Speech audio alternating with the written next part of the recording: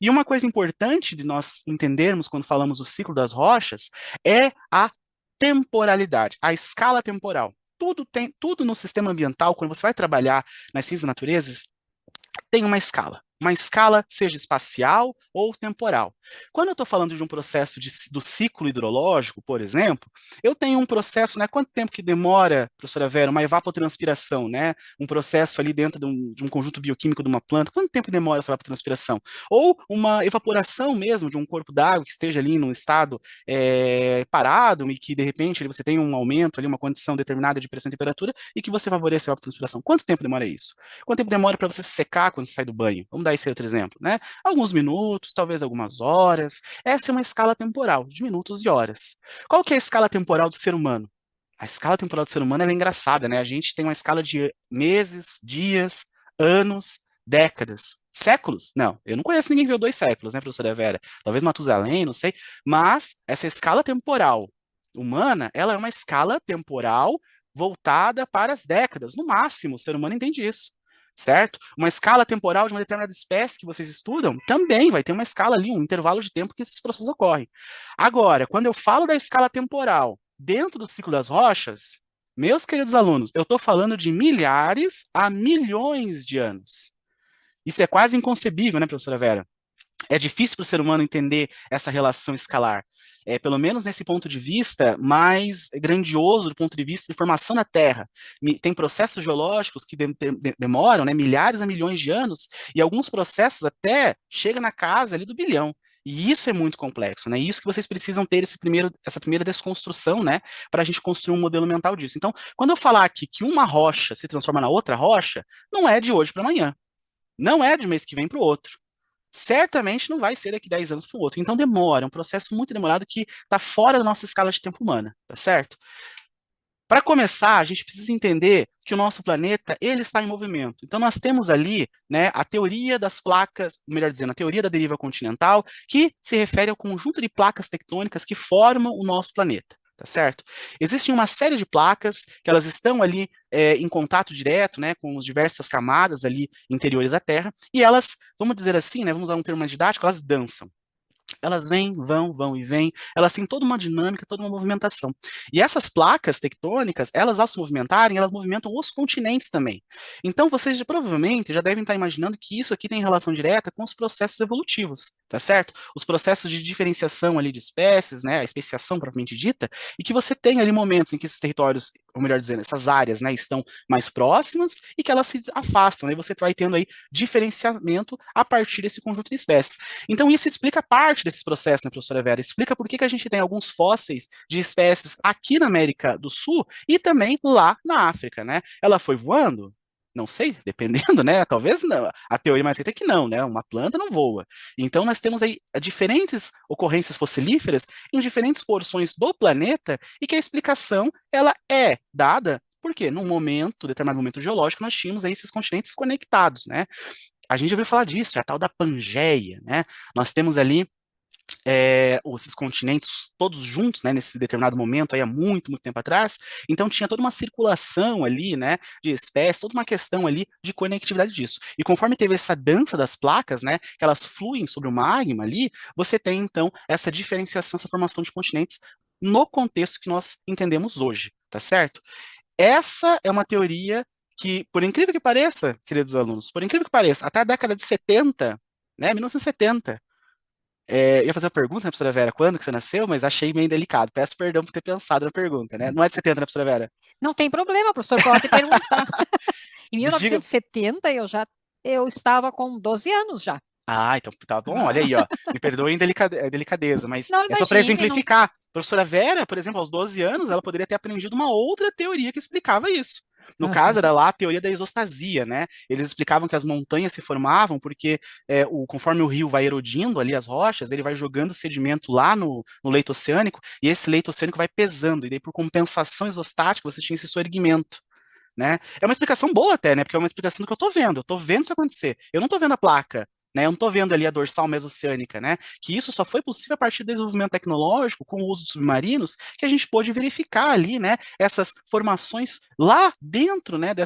Lá dentro, no fundo marítimo.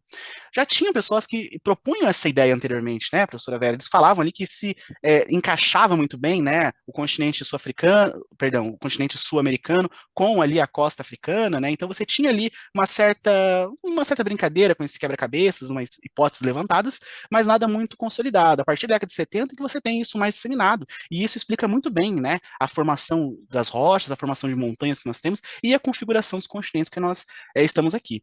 Um detalhe muito importante, né? Quando vocês veem assim nas notícias no jornal, olha, vai ser formado um novo continente aqui, né? Aqui na próxima aqui ao chifre da África, né? Que seria essa partezinha aqui, o chifre da África. Pessoal, isso é daqui a milhões de anos. Não vamos estar aqui. Não vai ter nem, acho, né, professora Vera? Vamos ter nada nosso aqui nesse momento. Então, não é mais sensacionalismo dessas notícias, tá? Professora Vera, o Prof, chat tá bacana? tá. Tem até uma pergunta do Alex aqui, professor. Diga lá, então. Como é feita a medição dos movimentos das placas tectônicas? Perfeito, André. Essa pergunta é muito boa, André, né? É o Alex. Perdão, Alex. Então, essa pergunta é excelente. Olha, como que a gente faz essa movimentação, esse cálculo, né? Existe lá uma escala que consegue medir a intensidade dos tremores. Conforme essas placas vão se chocando, se afastando, a gente consegue medir a partir de uma escala que é a chamada escala Richter. Já ouviram falar provavelmente. Conforme ocorre um terremoto, é feita toda uma mensuração ali dessa escala Richter, existe uma série de pontos de monitoramento, de posicionamento global fixos em todo o planeta Terra. Então, não é aquele monitoramento por GPS, vamos dizer aqui, né? O GPS do nosso celular, que ele vai mudando. Existem estações que são fixadas. E, após um terremoto, é feita alguma análise ali, comparando, né, um antes e depois. Qual foi esse deslocamento em X, em Y e às vezes até no Z. Ou seja, né, a longitude, latitude e a altitude. Então, esse monitoramento com GPS, né, vou falar aqui melhor dizendo, né, são aparelhos de navegação de posicionamento global muito precisos, né, porque GPS, gente, GPS é uma sigla para o sistema de posicionamento americano. Existem outros, existe o sistema de posicionamento russo, que é o GLONASS, existe o sistema de posicionamento europeu, que é o Galileu, tem o chinês, que é o Beidou. Então, a partir desse posicionamento global, em estações fixas, a gente consegue mensurar essas movimentações. Estimativas dizem que a placa sul-americana aqui, ela se move 2 centímetros por ano, né? E vai se chocando ali em relação, né, à placa de Nazca que a gente está vendo aqui. Então, nós não temos terremotos aqui no Brasil por esse motivo, mas o Chile é um país que sofre muito com isso. Inclusive, eu tive lá nas minhas férias, professora Vera, ano Olha que passado. legal. Nossa, juntei o dinheiro, falei, vou para o Chile, vou aproveitar. Aí cheguei lá no meu aniversário e fiquei falando assim, tomara que com o terremoto, né, o turismo, né, do Nossa. cientista. Não, porque a gente quer ver, a gente quer sentir aquilo. O que que é um terremoto? Né? O que que é um tremorzinho, né? Como eles diziam lá, um temblor. O que que é esse temblor, né? Assim como vocês aqui da biologia, tem muitos sonhos também, né? Quero avistar determinada espécie, fazer determinado campo, né? É bem legal compartilhar essas curiosidades do nosso campo, né? Mas é isso, então. Professora Vera, E, tá tudo e tem, certinho? e o Alex tem mais uma pergunta ali, prof. Ó. Diga lá, então. Ele A coloca o quê? Cordilheira dos Andes foi formada por causa das placas tectônicas também? Perfeito, é isso mesmo. A Cordilheira dos Andes, então, a partir desse choque, vou até avançar o próximo slide aqui, ó. Aqui, perfeito. A Cordilheira dos Andes, então, a gente está ali numa área que eles colocam que é uma placa de limite convergente, certo? Então, é uma placa que converge uma em relação à outra. A partir do momento que eu tenho esse choque, eu tenho essa formação nessa cordilheira. A Cordilheira dos Andes, então, ela se encontra aqui, nesse ponto, né, que nós temos, então, a formação dessa expressiva cadeia orográfica, que ela é bem extensa. Sempre que tem esse encontro das placas, vamos ter, então, né, ou melhor dizendo, essa convergência das placas, vamos ter essas cadeias orogênicas, né, esses dobramentos modernos que eles falam, né, esse dobramento da crosta terrestre moderno porque é recente, tá certo? Terrenos Uhum. mais antigos, né? Então aqui nós vamos ter a Cordilheira dos Andes, nós vamos ter as Rochosas Americanas aqui, nós vamos ter lá os Montes Urais, nós vamos ter ali um pedacinho também, né? Algumas elevações aqui nessas zonas de contato, vamos ter lá o conjunto do Himalaia, né, o Everest, que é a maior montanha do mundo. Então, tudo isso está relacionado à questão dessa convergência, tá certo? Quando eu tenho a divergência, eu tenho até uma formaçãozinha pouca ali, mas predominam mais os temblores, né, os terremotos, os tremores de terra. Aqui é para ilustrar o que eu comentei com vocês, né, pessoal, da questão dessa conexão dos fósseis, né, por que explica essa ocorrência. Inclusive foi esse camaradinho aqui, né, o Mesosaurus, que ele que foi determinante para essa comprovação da teoria, né, que tem aqui, tem lá, né, fizeram uma datação e tal. E e aqui para explicar o que eu acabei de falar. Então, esses processos geológicos eles vão ocorrer em função dessa dança dos continentes. Então, eu vou ter ali os limites divergentes, que se afastam um em relação ao outro. No momento ali, no ponto de que eles se afastam um em relação ao outro, eu tenho sim um derramamento ali do material que está dentro ali do interior da Terra, certo? Mas não é muito expressivo, né? Porque ali é como se fosse a formação dessas placas, né? E aqui nós vamos ter os limites transformantes, que as placas elas correm uma em relação à outra, né? Tem um terremotozinho assim, tem um temblorzinho, um tremorzinho ali e tal. Quando é na Terra, né, o terremoto, quando ele vai acontecer no oceano, ele também é um temblor e ele, eu tô falando em espanhol, né, professora Vera? Ele é um tremor, tá certo? Ele tem ali um tremor e vai formar as tsunamis, os maremotos lá, todos os processos que vão acontecer na Ásia, que a gente vê bastante, e os limites convergentes, eles vão formar esses dobramentos, essas cadeias orográficas, essas montanhas, tá certo? E vão acionar ali os vulcões, tá certo? Então esses movimentos vão ali acionar esses vulcões. O vulcão nada mais é do que um aumento disso aqui, ó. Nós temos ali um aumento da lava, ela vai saindo, né? Essa lava quando sai, ela se torna um magma.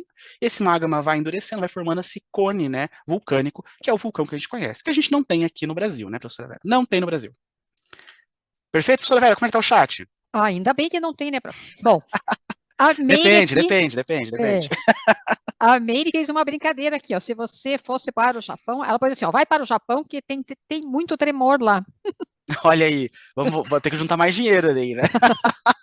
E, Obrigado pela dica, hein?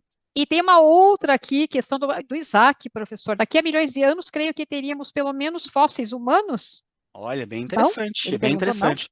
O Isaac, ele coloca uma coisa bem legal, né? É uma discussão moderna isso, né, Isaac? Quando a gente chega na graduação, pessoal, falo isso para os calouros, os veteranos já estão acostumados com isso. Na graduação, nós conhecemos, né, professora Vera, o estado da arte num determinado Sim. campo e nós apresentamos para vocês sempre os limites desse campo. E esse limite do campo, a gente fala o que está sendo discutido atualmente dentro da nossa área do conhecimento. E essa é uma discussão muito moderna, né? O ser humano, ele tem capacidade de transformar esse ambiente de forma a deixar registros, né? É o chamado existem as eras ali, né, os períodos, né, o Cenozoico, Paleozoico, Jurássico. Existe uma teoria, uma corrente que vem defendendo o tal do antropoceno, né, esse momento geológico em que as ações antrópicas, as ações humanas estão interferindo nas condições climáticas, na extinção de espécies, na construção de depósitos tecnogênicos, né, o tecno vem dessa tecnologia nossa e que o gênico vem do gênese, né, então tecnogênicos, esses depósitos de lixo, plástico em abundância, né, Nossa. que a gente vai formando. Então, essa é uma discussão interessante do conhecimento que o Uhum. pessoal tem discutido. Tem pessoas, assim, o pessoal mais da geologia, vou dizer dessa forma, eu sou da geografia, tá? Vale lembrar. O pessoal da geologia coloca que isso, a Terra é sobrevivente, ela sobreviveu a muita coisa. Então, não tem por que dizer que o ser humano é tão importante a ponto de começar um novo período, um novo momento geológico. E tem pessoas assim que trabalham nessa frente mais ambiental do ponto de vista da escala nossa humana, geógrafos, biólogos, pessoal, arqueólogos que colocam, arqueólogos não, perdão, antropólogos, que colocam sim o ser humano com um papel de destaque nesse processo. Então, é bem interessante essa discussão, né, professora Vera? Bem legal Sim, mesmo. sim. Perfeito. Pessoal, no intervalo, podem mandar dúvidas aqui, tá? Tô adorando esse papo. Tá. Depois do intervalo, eu vou mandar um vídeo para vocês que vocês da Bio aqui vão adorar, né? Que é uma teoria, né? Por que que nós temos macacos na América do Sul, né? E por que que são tão diferentes dos macacos lá do continente africano? Sendo que a datação das espécies ali, os momentos de divisão são muito recentes em comparação com a Pangeia, em comparação com a conexão. E daí tem Uhum. a teoria que eles estão aceitando atualmente, é a teoria da boia, né? Que caiu um determinado pedaço ali de terra, madeira, os macaquinhos ficaram ali, né? Sobreviveram toda a travessia, né? Fizeram ali como os portugueses faziam, chegaram aqui, né? Claro, com uma escala de tempo muito maior, tá? Não pode ignorar que eu falei do português aqui. Mas fizeram toda essa travessia desse oceano Atlântico e chegaram aqui nesse momento continental. E isso é uma teoria maluca, né, professora Vera? Mas é a explicação que a gente tem atualmente, é a hipótese que dá para essa presença dos macaquinhos aqui. Vou mandar para vocês na sequência depois do intervalo, tá? Vou A- avançar, tá bom, professora Vera, para gente dar conta aqui do conteúdo. Pode falar, professora. É que tem mais uma dúvida, Pode na falar. verdade, assim, do Paulo, né? Não é ele estava fazendo, perguntando ali, ó, existe algum risco que ocorra no Brasil, no litoral brasileiro, um Uhum. tsunami? E pode ocorrer terremotos no Brasil, apesar de estarmos em cima de uma placa sólida? Eu Então, acho bem. que já ocorreu, né, professor? Pequenos terremotos no Brasil, não? Isso é, quando o terremoto, quando o tremor, né, ele é muito grande, muito intenso, que ele vai acontecer ali na Cordilheira dos Andes, lá para o Chile, ele consegue chegar até aqui. Só que as pessoas, podem pesquisar na internet, as pessoas às vezes acham que é um mal-estar. Tô passando um pouco mal, tô um pouco tonto aqui, né? Não conseguem sentir isso, mas alguns centrais de monitoramento, né, dentro da Universidade de São Paulo, ali a USP principalmente, eles têm os painéis de monitoramento sobre isso. Então, eles conseguem dizer quando aconteceu um tremorzinho e tal. Mas é muito pequeno, assim. E, claro, os maremotos é muito, muito difícil acontecer isso. Eu vou dar uma dica para vocês aqui, eu vou mandar aqui um site que é o Painel Global. O painel global ele mostra ali tudo que está acontecendo no nosso planeta, né? Então, Uhum. eu só não vou mostrar aqui, professora Vera, porque o painel global ele coloca umas propagandas ali, né? E a Ah, sim. propaganda de hoje é de um whisky, então não vai cair bem. Não Não, vou não, daí mostrar aqui fica para meio vocês. estranho. Fica feio. Mas entre no site, né? Ignore a propaganda um pouco ali, né? Eles tentam monetizar para alguma coisa, mas a ideia do painel é muito legal, né? Eles colocam ali todas as placas, onde está a estação espacial, onde está o momento ali de dia, o momento de noite, incêndios, atividades vulcânicas, é bem legal. Eu sempre olho tudo disso aqui, né? Ignoro um pouco as propagandas, porque o serviço é muito bacana deles. Eu Ah, vou, legal. professora Vera, continuar, pode me interromper, tá? Tá Aqui certo, prof. são só ilustrações para mostrar esse limite convergente das placas, né? Essa placa descendo uma em relação à outra, e à medida que essa placa ela desce para esse manto terrestre, ela é derretida. Tá certo? Ela se torna ali aquele magma e pode retornar ali em função de um vulcão ou mesmo ficar ali navegando dentro desse manto terrestre. E aqui ao lado, né, um exemplo desse momento, né, de formação de uma cadeia orográfica que está influenciada por esse limite convergente, tá certo? Nós temos aqui uma representação da Pangeia, como eu falei para vocês, esse supercontinente que existiu aí há muitos milhões de anos atrás, e nós temos aí uma animação que mostra essa evolução, essa separação dos nossos continentes. A animação passou aí, professor Vera? Sim, prof. Passou. Tá passando. Passou? Olha ali. Aham. Então, ó, formou a Laurásia, a Gondwana, depois ela separou mais um pouco, foi separando no Cretáceo, o momento no Quaternário, como nós estamos, e nós temos ali a divisão, a configuração atual. Então, veja, a Pangeia estava ali no Permiano, de 225 milhões de anos. Quando estávamos no Triássico, temos essa mudança. Então, veja, nós temos uma escala de tempo, por isso que eu abri a conversa falando disso, tá? Nós temos ali uma escala de tempo muito diferente. Estamos falando aqui de milhares a milhões de anos para que esses processos aí tenham aí um desencadeamento que ocorram.